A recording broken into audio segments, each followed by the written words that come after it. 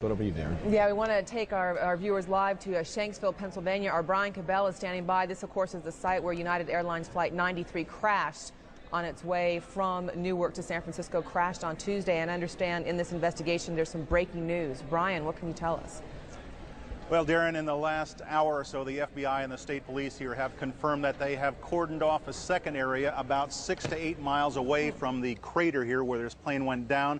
This is apparently another debris site, which raises a number of questions. Why would debris from the plane, and they identified it specifically as being from this plane, why would debris be located 6 miles away? Could it have blown that far away? Seems highly unlikely. Almost all the debris found at this site is within 100 yards, 200 yards away. So it raises some questions. We don't want to over-speculate, of course, but there were some cell phone callers, one cell phone caller in particular, who said he saw a bomb or something that looked like a bomb with one of the hijackers. Also, the man who took over the plane apparently announced that at one point there was a bomb on board the plane. So again, we don't want to speculate, we don't want to jump to conclusions, but what we do know is that there is a site about a half mile behind me where the plane went down, where most of the debris is, and then about 6 miles away up by a lake, there is another area that's been cordoned off, and state police and the FBI have said definitely there is debris from the plane located there. We have a crew on the way right now. We should have pictures of that a little bit later on. In the meantime, the search here goes on. 80 searchers going foot by foot, combing the area, looking for evidence. They have not yet found the black box. Darren?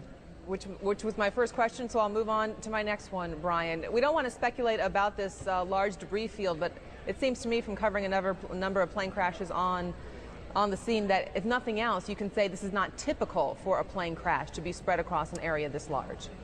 It certainly doesn't make sense because most of the debris has been found in a very compact area within 100 yards, 200 yards, maybe a little beyond that.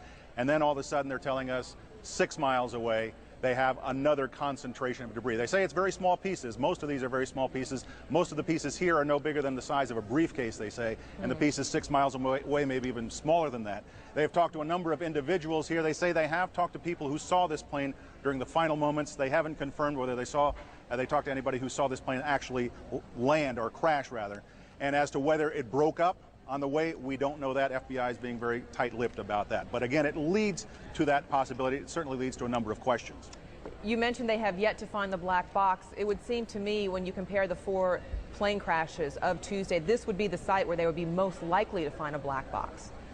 That's what they told us initially, and I think they're somewhat disappointed they haven't found it. It's been 48 hours, but they are still hopeful they will find it. There is a pond nearby this particular site. They may have to send divers into the pond. They haven't done that yet, but conceivably it could be in the pond. It could be anywhere.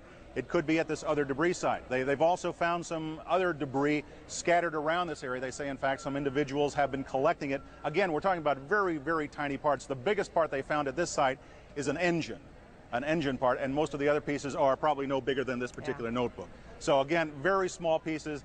They had hoped to find the black box by now. They're still voicing optimism they will find it. It's not an assignment I would wish on anybody, but I would say that you would have to have an assignment like that to appreciate what that looks like when a plane comes crashing into the ground and basically just drops out of the sky. Brian Cabell in Shanksville, Pennsylvania, thank you very much. Also, a note from yesterday when we were listening into an FBI news conference, they were saying they expect this search just at this site to take about 3 to 5 weeks. So they're going to be very deliberate and look for every possible piece of evidence. Brian, thank you very much. Fires and a second plane that was headed towards the Pentagon at that hour. As is the case when things are unfolding, but one report actually did prove to be true, the crash of a 4th passenger plane, this one in a wooded area of Pennsylvania. Military sources denied that it had been shot down.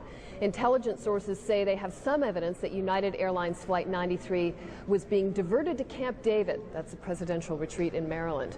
Local emergency officials say they received a phone call from a man who identified himself as a passenger of the flight en route to San Francisco from Newark. The caller said the plane was being hijacked, crashed about 10 minutes later. 45 people were on board that flight. We have a report now that a large plane crashed this morning north of the Somerset County Airport, which is in western Pennsylvania, not too terribly far from Pittsburgh, about 80 miles or so. I don't think there are enough words in the English language, or there are enough appropriate words to describe the range of emotions that I think Pennsylvanians share with their neighbors in Virginia, New York, and the rest of America after literally witnessing the most brutal act of terrorism, perhaps in mankind, at least in recent history.